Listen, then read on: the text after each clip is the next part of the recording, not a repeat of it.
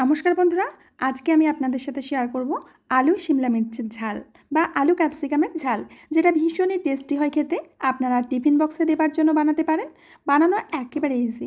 রেসিপিটা অবশ্যই ট্রাই করুন, আপনাদের ভীষণ ভালো লাগবে।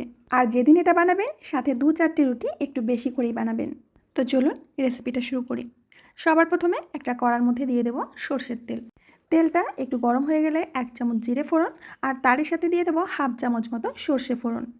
ফোড়নটা একটু লালচে হয়ে গেলে দিয়ে দেব গ্রেট করা আদা আর এর সাথে দিয়ে দেব কাঁচা লঙ্কা কুচি। এখন সমস্ত কিছুকে একটু হালকা করে ভেজে নিতে হবে। তেলের পরিমাণটা আমি একটু বেশিই বোধহয় দিয়ে ফেলেছি, আপনারা চাইলে তেলটা কমিয়ে দিতে পারেন। এখন দিয়ে দেব 1 বাটি পেঁয়াজ কুচি। এখানে বড় সাইজের 4টি পেঁয়াজ আমি কুচি করে নিয়েছিলাম। এখন পেঁয়াজ কুচিটাকে হালকা করে ভেজে নিতে হবে। পেঁয়াজটা যখন ঠিক এরকম ভাজা হয়ে যাবে তখন এর মধ্যে দিয়ে দেব কেটে রাখা আলু। আমি এখানে 3টি মিডিয়াম সাইজের আলু কেটে রেখেছি আর আলুর টুকরোগুলো ঠিক এরকম করে করেছি। এখন আলুটাকে ভালো করে মিশিয়ে নেব। এর মধ্যে দিয়ে দেব স্বাদ মতো লবণ আর দিয়ে দেব 1 চামচ মতো হলুদ।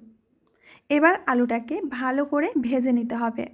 যতক্ষণ না আলুগুলো 90% সিদ্ধ হয়ে যাচ্ছে ততক্ষণ পর্যন্ত আলুগুলো কষতে হবে। আলুগুলো যাতে তাড়াতাড়ি সিদ্ধ হয়ে যায় এর জন্য ঢেকে ঢেকে আমি ভেজে নিচ্ছি। দুবার করে ঢেকে আমি আলুগুলো ভেজে নিয়েছি আর এতক্ষণে আলু প্রায় 90% গলে গেছে। এবার দিয়ে দেবো আগে থেকে কেটে রাখা 3টে বড় সাইজের টমেটো, 1 চামচ মতো ধনে গুঁড়ো, 1 চামচ লঙ্কা গুঁড়ো। আবারও ভালো করে মিশিয়ে নেব। যেহেতু আমি আলু ক্যাপসিকামের ঝাল বানাচ্ছি সেহেতু ঝালটা একটু বেশি করে দিলে ভালো লাগবে খেতে। বন্ধুরা এখন দেখতে পাচ্ছেন মশলাটা খুব ভালোভাবে কষা হয়ে গেছে, আলুগুলো ভাজা হয়ে গেছে। এখন দিয়ে দেব কেটে রাখা ক্যাপসিকাম। এখানে 3টি আলুর জন্য 3টে ক্যাপসিকাম নিয়েছি আর প্রত্যেকটি ক্যাপসিকাম 8টি টুকরো করে নিয়েছি। এবার হাই টু মিডিয়াম ফ্লেমে আলুর সাথে ক্যাপসিকামগুলোকে ভেজে নিতে হবে। এই রেসিপিতে ক্যাপসিকামগুলো একেবারেই গলিয়ে ফেলা যাবে না, একটু শক্ত শক্ত থাকলে খেতে ভালো লাগবে। এবার দিয়ে দেব সামান্য একটু জল। জলটা খুব কম পরিমাণে দেবে। ভালো করে মিশিয়ে নেব। যেহেতু শুকনো সবজি বানাচ্ছি সবজিতে কিন্তু কোনো গ্রেভি থাকবে না। এখন ঢাকা চাপা দিয়ে 2 মিনিট অপেক্ষা করব।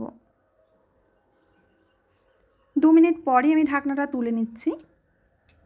এতক্ষণে শিমলা মির্চ যেটুকু গলার সেটুকু গলে গিয়েছে, এর থেকে বেশি কিন্তু গলাবেন না। আর শিমলা মির্চ একেবারে গলে গেলে খেতে অতটা ভালো লাগে না।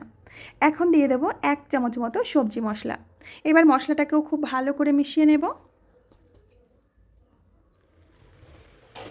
সবশেষে দিয়ে দেব কিছুটা ধনেপাতা কুচি। শিমলা মির্চ দেওয়ার পরে 3 থেকে 4 মিনিটের বেশি কিন্তু আপনারা গ্যাসে রাখবেন না, তাহলে শিমলা মির্চগুলো একেবারে নরম হয়ে যাবে। আলু ক্যাপসিকামের ঝাল আমাদের একেবারেই রেডি। এখন একটা প্লেটের মধ্যে নামিয়ে নেব। দেখে বুঝতে পারছেন যে এটা দেখতে কতটা পরিমাণে লোভনীয় হয়েছে আর এটা খেতে যে এত সুস্বাদু হয় আপনাদের বলে বোঝাতে পারবো না। আপনারা যেদিন এই রেসিপিটা ট্রাই করবেন 2টো রুটি বেশি বানাবেন। দেখুন বন্ধুরা আলুটা একেবারে গলে গিয়েছে। তো বন্ধুরা আশা করছি আজকের রেসিপিটাও আপনাদের অনেক ভালো লেগেছে। ভালো লাগলে অবশ্যই লাইক কমেন্ট শেয়ার করবেন আর রেসিপিটা অবশ্যই বাড়িতে ট্রাই করবেন। আমি আজ এখানেই বিদায় নেব, আবার আসবো নতুন রেসিপি নিয়ে। ততক্ষণের জন্য সবাই ভালো থাকবেন, সুস্থ থাকবেন।